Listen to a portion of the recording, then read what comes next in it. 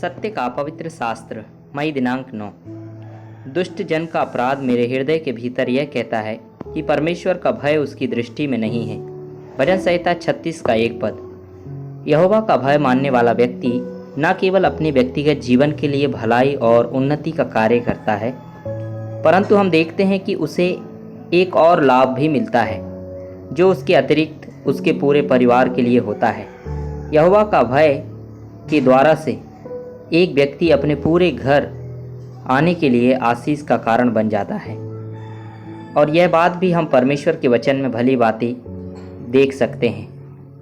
निर्गमन 1 अध्याय का 20 से 21 पद। इसलिए परमेश्वर ने धाइयों के साथ भलाई की और वे लोग बढ़कर बहुत सामर्थी हो गए।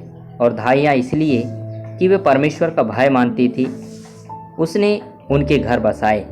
मिस्र देश की धाइयों को देखते हैं जिन्होंने इजरायलियों के ऊपर बड़ी दया दिखाई थी तथा उनके नर बच्चों को फिरौन के आदेश अनुसार मारा नहीं पर जीवित छोड़ दिया।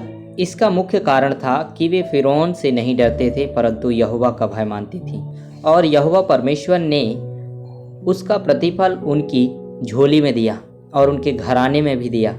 इतिहासकार कहते हैं कि उन मिस्र देश की धाइयों से उस देश का कोई भी पुरुष विवाह नहीं करना चाहता था, क्योंकि वे धाइयों के काम को एक ओझा तथा अपवित्र काम समझते थे। परंतु इस उपरोक्त संदर्भ के पश्चात उन सभी धाइयों का विवाह हुआ और यहोवा के अनुग्रह से उनका घर भी बस गया। वे लोग हष्टपुष्ट होकर बढ़ने लगे।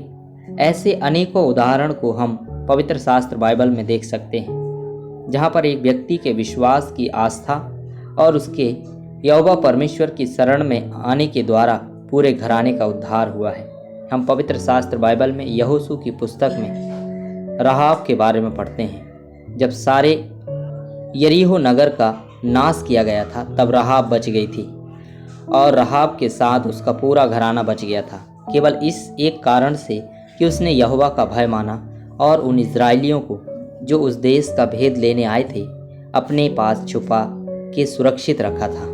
यहोशू 2 अध्याय का 9 पद। राहाब इन पुरुषों से कहने लगी, मुझे तो निश्चय है कि यहोवा ने तुम लोगों को यह देश दिया है और तुम्हारा भय हम लोगों के मन में समाया है, और इस देश के सब निवासी तुम्हारे कारण घबरा रहे हैं। यहोशू 6 अध्याय का 25 पद। और यहोशू ने राहाब वेश्या और उसके पिता के घराने को वरन उसके सब लोगों को जीवित छोड़ दिया, और आज तक उसका वंश इजरायलियों के बीच में रहता है, क्योंकि जो दूत यहोशू ने यरीहो के भेद लेने को भेजे थे उनको उसने छिपा रखा था।